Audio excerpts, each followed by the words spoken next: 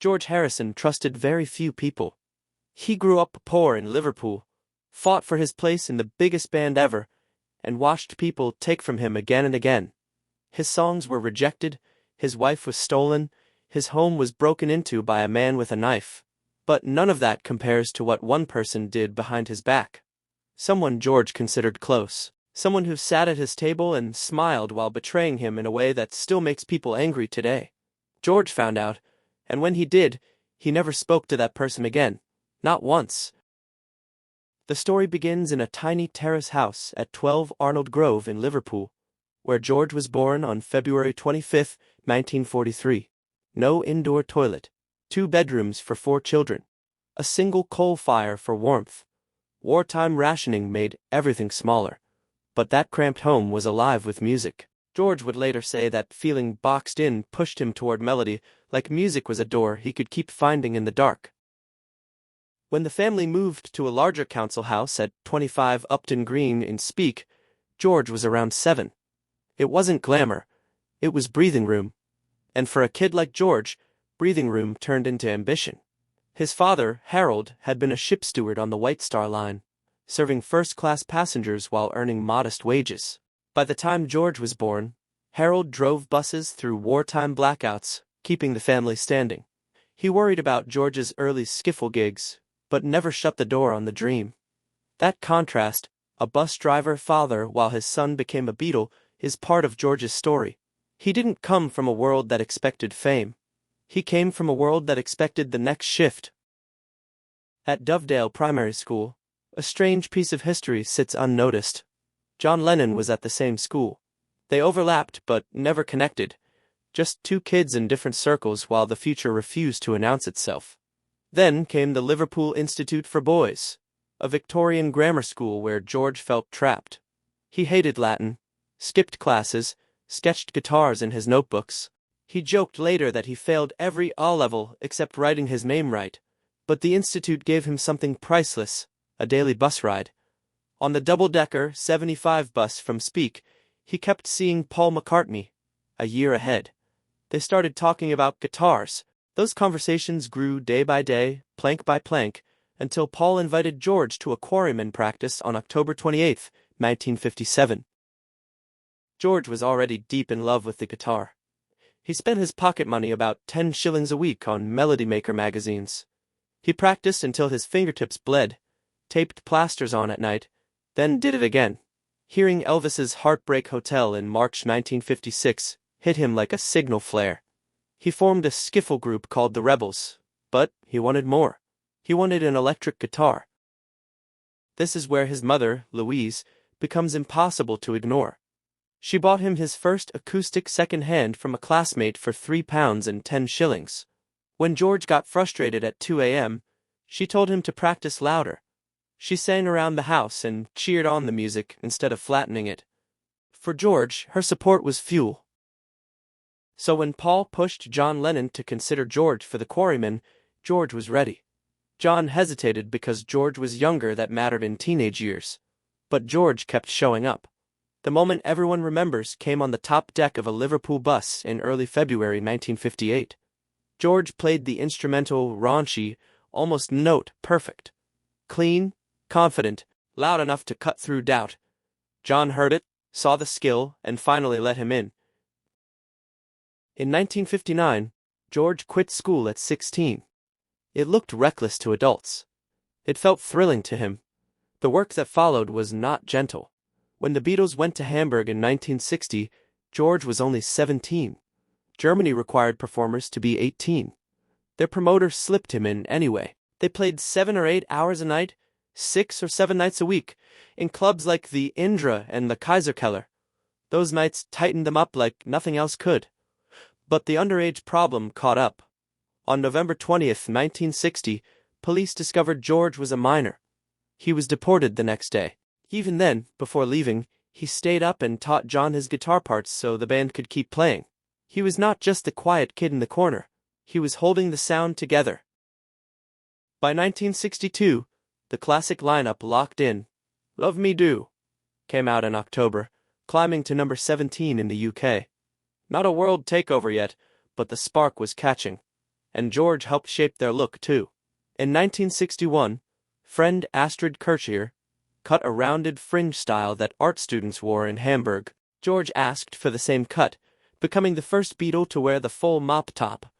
Soon the others followed. Fans tried to wear the moment on their heads. But the label, The Quiet Beatle, hid what was building inside him. From 1964 to 1966, his space as a songwriter stayed painfully small. On Help, he got one full-length song. On Rubber Soul, 2. On Revolver, 2. On Gent Tepper, only one. Within You Without You. He later compared the feeling to being creatively constipated, as if he had songs stacked up, but the door stayed closed. That frustration pushed him toward a different world. In August 1965, at a party in Beverly Hills, George heard Ravi Shankar's sitar music and felt something click. He bought his first sitar from Indiacraft on Oxford Street. On October 12, 1965, he played sitar on Norwegian Wood, one of the first times an Indian instrument appeared so clearly on a Western pop record. George didn't treat it like a gimmick. He studied under Shankar, traveled to India, and explored Hindu philosophy. By 1967, that influence came through, and Within You Without You, recorded with Indian musicians while none of the other Beatles played. Incense in the room. A focus that felt more like meditation than pop stardom. Suddenly, the Quiet Beatle had brought an entire new language into the band. The breaking point became visible on January 10, 1969, during the Get Back sessions at Twickenham Studios. Cameras were rolling. The studio was cold and drafty. Paul was directing George's guitar parts with a controlling edge. John was distracted by Yoko Ono's constant presence. After days of bickering, George calmly said, "See you around the clubs," and walked out, leaving his guitar behind. The footage later became famous because it showed the band falling apart in real time. John even joked about replacing him with Eric Clapton, a joke that cut deeper because Clapton had already played on While My Guitar Gently Weeps. George stayed away for 5 days. The others met with him at Ringo's home, trying to talk him back. He returned on a fragile deal. Scrap the live concert plan, leave Twickenham, and move to Apple's basement studio on Savile Row. On January 30, 1969, George stood on that rooftop for their last live performance. The music happened, but the trust did not fully return. By the start of 1970, the end was there, even if no one wanted to say it clearly. On April 10, 1970, Paul publicly announced his solo album and made it clear the Beatles were over. For George, underneath the shock, there was something close to relief. He had stockpiled songs that Lennon and McCartney had rejected. Isn't It a Pity had been written as early as 1966. All Things Must Pass was around in 1969. So when George finally released All Things Must Pass in November 1970 as a massive triple album, it sounded like a man finally allowed to speak at full volume. It shot to number 1 in both the US and UK, sold more than 3 million copies in America by 1971, and outsold Paul's McCartney and John's Plastic Ono Band combined. Rolling Stone called it a gorgeous triumph. Overnight, the so-called Quiet Beatle became a solo king. From that same album came My Sweet Lord. It became the first solo single by any former Beatle to reach number 1, topping US charts for 4 weeks and the UK for 5 weeks. By April 1971, all 4 Beatles held top positions in UK charts at the same time. George at number 1, Paul at 2, John at 4, Ringo at 5. More than 10 million copies sold worldwide. A song that blended gospel energy with Hindu chants, something no one expected from a former Beatle. Then, in 1971, George used his rising power for something much larger than charts. On August 1st, he organized 2 concerts at Madison Square Garden to raise money for refugees of the Bangladesh Liberation War. The lineup was breathtaking. Ringo Starr, Bob Dylan making his first U.S. stage appearance in 5 years, Eric Clapton, Ravi Shankar, Leon Russell, Billy Preston. The events raised over $243,000 immediately, and the live album and film later pushed the total beyond $12 million. It marked the first major rock benefit concert in history. But trouble followed. In 1971, Bright Tunes sued George, claiming, "My sweet lord," copied the Chiffon's 1963 hit, "He's So Fine." The case dragged on until 1976, when a judge ruled that George had committed subconscious plagiarism.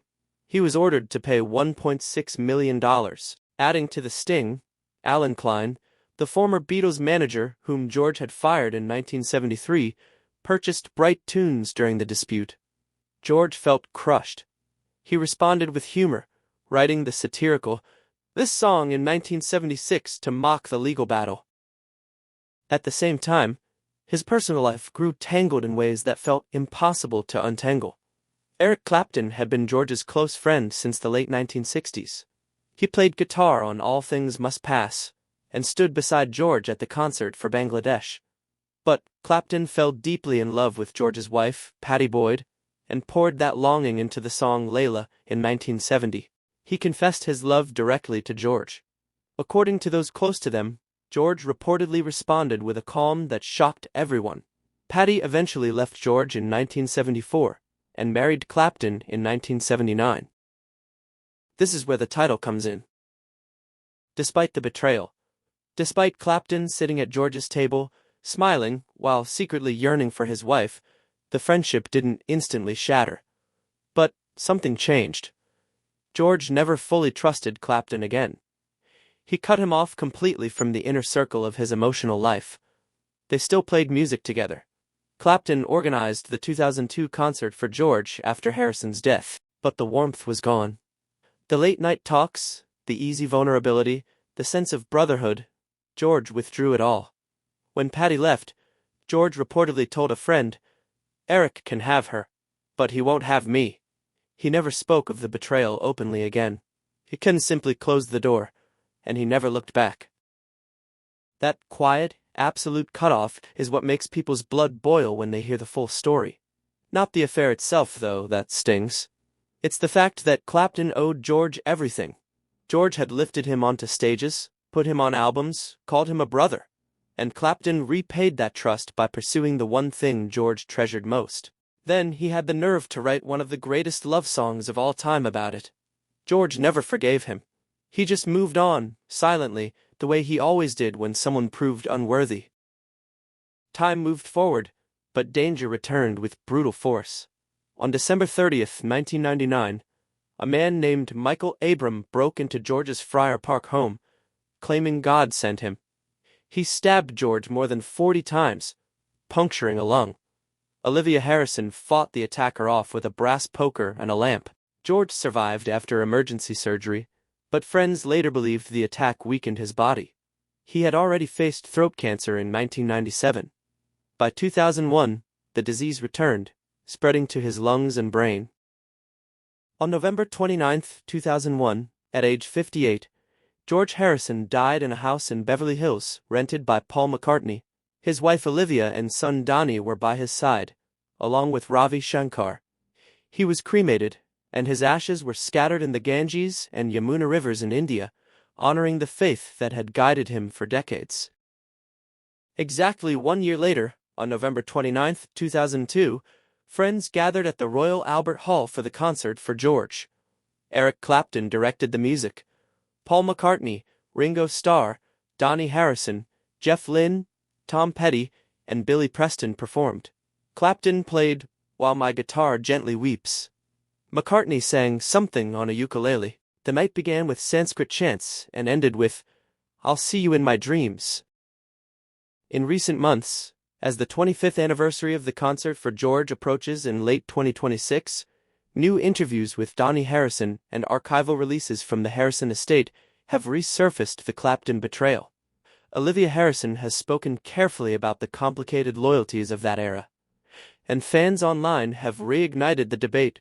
Could Clapton ever truly be forgiven? The consensus remains what it was decades ago. George made his choice. He cut Clapton off completely, and the reason still makes your blood boil. The quiet Beatle who once waited in the background had left a story too powerful to ever fade. A story of betrayal, silence, and the cold finality of a door that closes and never opens again. Subscribe to keep uncovering the truth behind the legends. Thanks for watching.